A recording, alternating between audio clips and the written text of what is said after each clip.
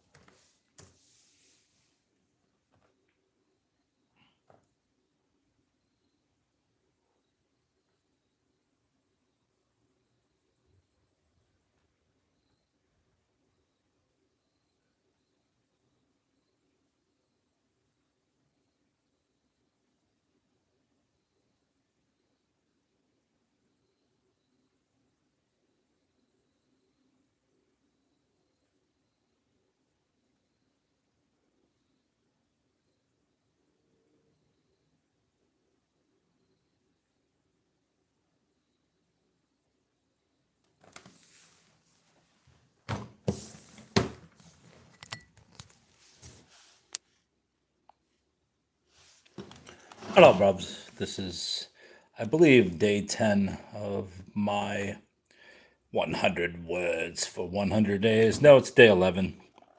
And we are going to start on this. I don't know how many words. Let's count the words since we have time. 1, 2, 3, 4, 5, 6, 7, 8, 9, 10, 11, 12, 13, 14, 15, 16, 17, 18, 19, 20, 21, 22, 23, 24, 25, 26, 27. 30, 31, 32, 33, 34, 35, 36, 37, 38, 39, 40, 41, 42, 43, 44, 45, 46, 48, 49, 50, 51, 52, 53, 54, 55, 57, 58, 59, 60, 61, 2, 3, 4, 5, 6, 7, 8, 9, 10, 71, 72, 73, 74, 75, 76, 77, 78, 80. Anyway, you get the hint. I got about 200 words here, and this is about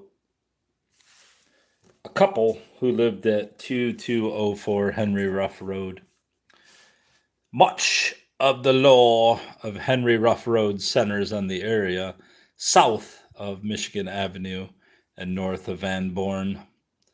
This story takes place several miles north on the corner of Ford Road and Henry Ruff at 2204 Henry Ruff.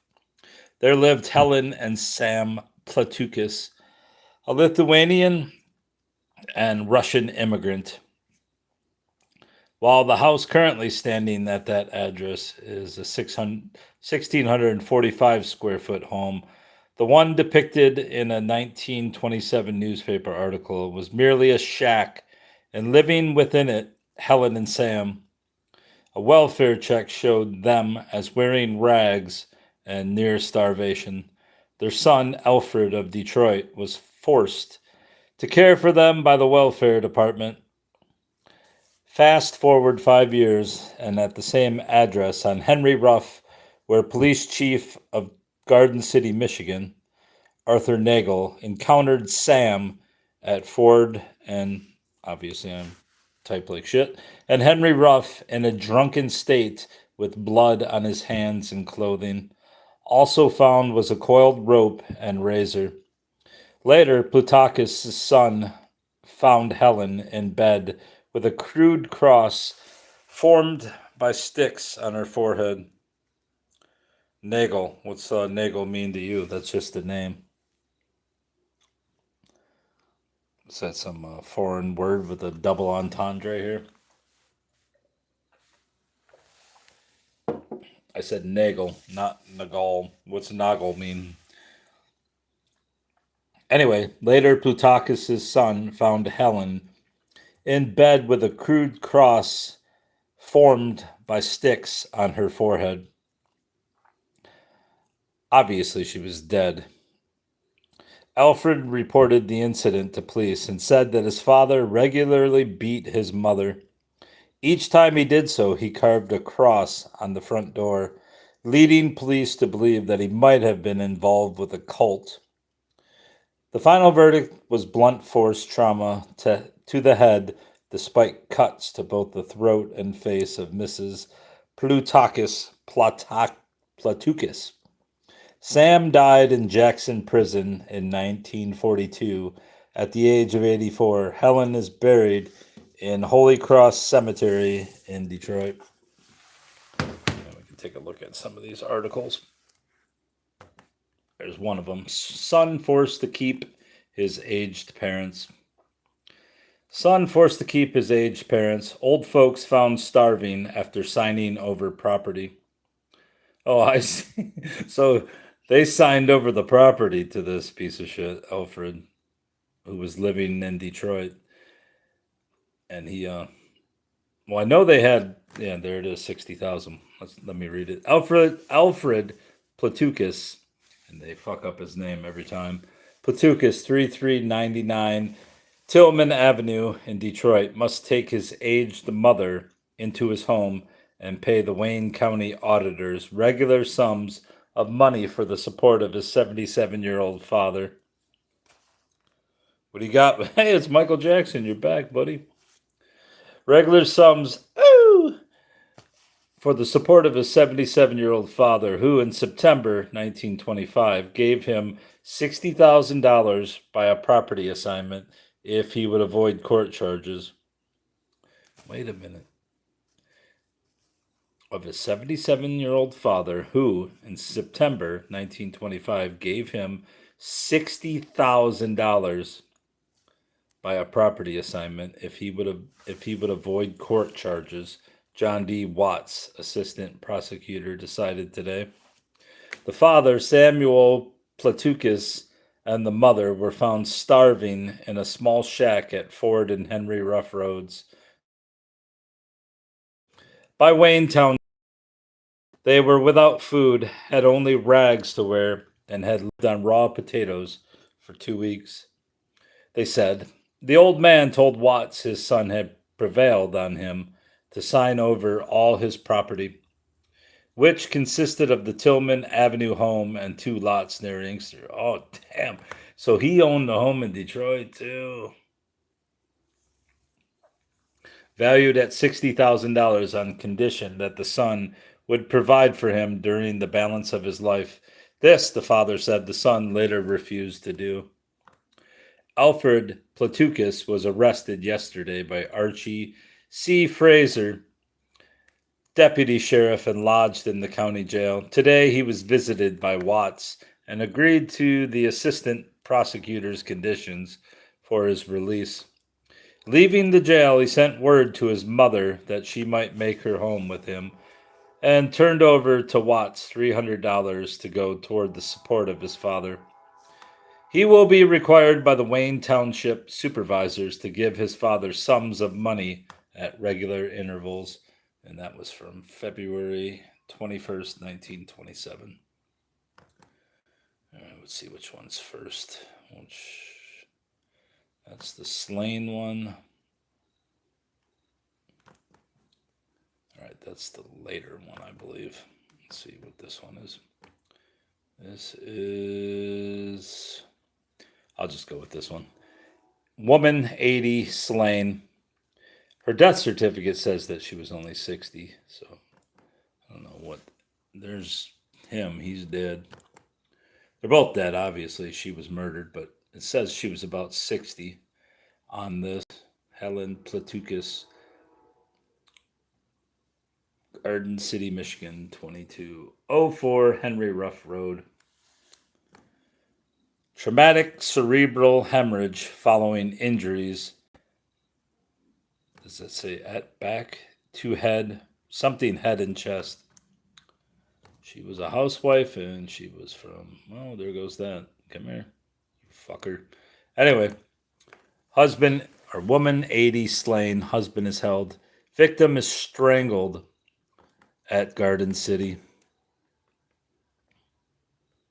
Come on. Victim is strangled at Garden City. The body of Mrs. Helen Platukas, they spelled it different again, 80 years old, was found Saturday night in her home at 2204 Henry Ruff Road, Garden City. According to police, she apparently had been strangled. She had been dead for several hours when the body was found. Her husband, Sam Platukas, 72, was held by police for questioning. Come here. The body was found by her son, Alfred Platukas, the same motherfucker who starved her 5 years earlier, and his wife, Jenny, who returned home after spending the day in Detroit. Her face and throat had been cut by a sharp instrument, but police said the cuts were not severe enough to have caused her death. Police Chief Arthur Nagel of Garden City said that earlier in the evening he had met Sam Platukas on Ford Road near Henry Ruff Road. He said Platukas was drunk and had a coil of rope and a razor in his possession. His clothes, he said, were bloodstained. A coroner's inquest will be held Sunday. And that will be this day, where they found out that she was bludgeoned, even though she was sliced. Husband 72 held in wife slain. Cleaver found near murdered woman. Sam Platukas, 72 years old, 2204 Henry Ruff Road, Garden City, was ordered held Sunday on a technical charge of murdering his 80-year-old wife, Helen, in their home Saturday afternoon. Platukas was questioned Sunday by Assistant Prosecutor John T. Meyer and Deputy Sheriff Tony Rodeau. According to Meyer, Platukas said that his mind was a blank from 4 p.m. to 7 p.m. Saturday when he was arrested by Chief of Police Arthur Nagel of Garden City. Nagel said Platukas was drunk and had bloodstains on his shoes when he was picked up. Had changed from shirt and hands. He also stated that when Arthur Platukas, son of the aged couple, came to the Garden City police station to report the crime, the elder Platukas told his son it was lucky that he had been in Detroit during the day, or he would have been killed too. Nagel said when he arrested Platukas, he did not know of Mrs. Platukas's death. An autopsy held Sunday showed that Mrs. Platukas died of a fractured skull, having been struck with a heavy object. A further search of the home disclosed a cleaver hidden near the place where the body was found. And lastly, cult link is seen. Come on. This is why you don't have an old fucking Chromebook. Cult link is seen in woman's death. Husband of victim, 80, held to trial. Belief that Sam Platukas, 69 years old, accused of slaying his 80-year-old wife Helen, might be a member of some strange religious cult was advanced Wednesday by Arthur Nagel, chief of police in Garden City, where the slaying took place. Chief Nagel said that Platukas' son, Alfred, 35, told him that his father had beaten his mother on previous occasions and each time had run out and marked a crude cross on the front door. The woman was found apparently beaten to death several weeks ago in their home at 2204 Henry Ruff Road, Garden City. That's Michigan, by the way. On her head were 2 sticks in the same form of a cross. Alfred, who found the body, told Chief Nagel.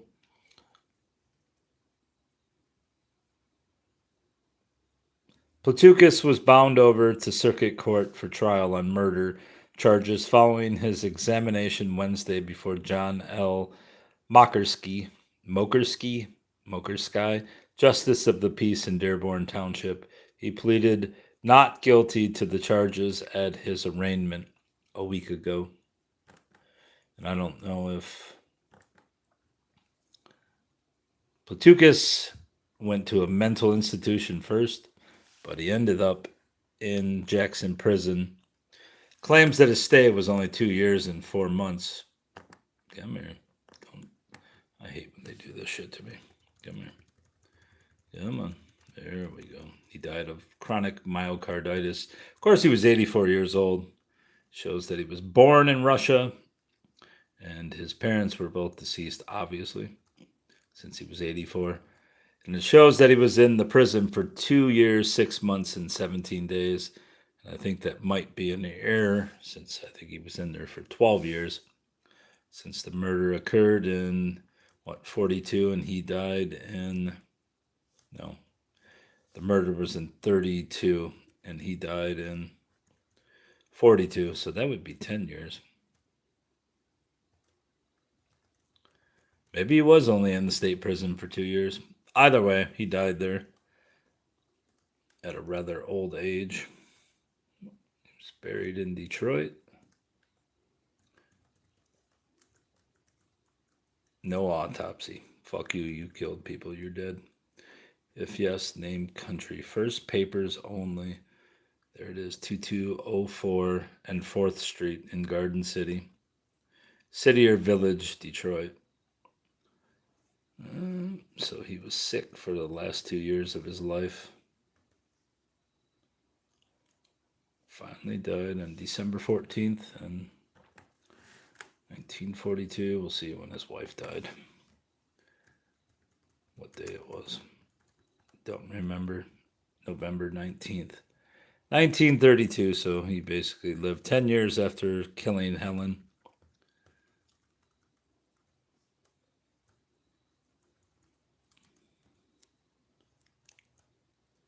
She had lived at that house for 8 years, which would mean what, 1924, so about a year before she was found half starving in the shack. The house is actually a nice house, so I'm not sure. Whoa, what happened? Let's see. 2204. 04 Henry Ruff.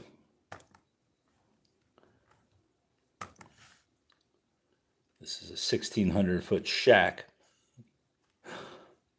It's not a shack, obviously. It's a nice house, so I don't know why the area isn't so nice anymore, but the house, the only thing I can think of is the shack was on the property. But this is also 1927, so I think most addresses in the area changed in 31 or 32 or 1930 or 31, so it's very possible that this is not the property at all. But it's right there at Ford Road and Henry Ruff. Henri Ruff. It's kind of what's this? I don't know if this is the ghetto area. Let's drive down there, take a look.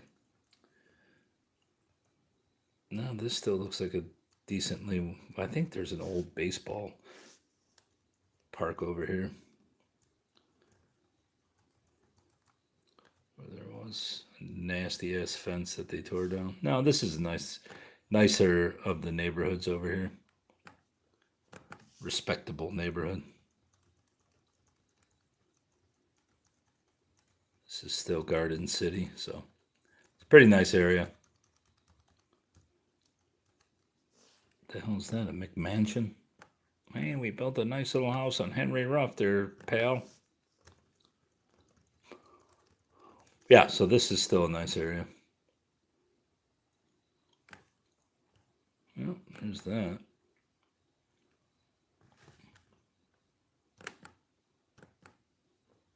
Clarice Lispector.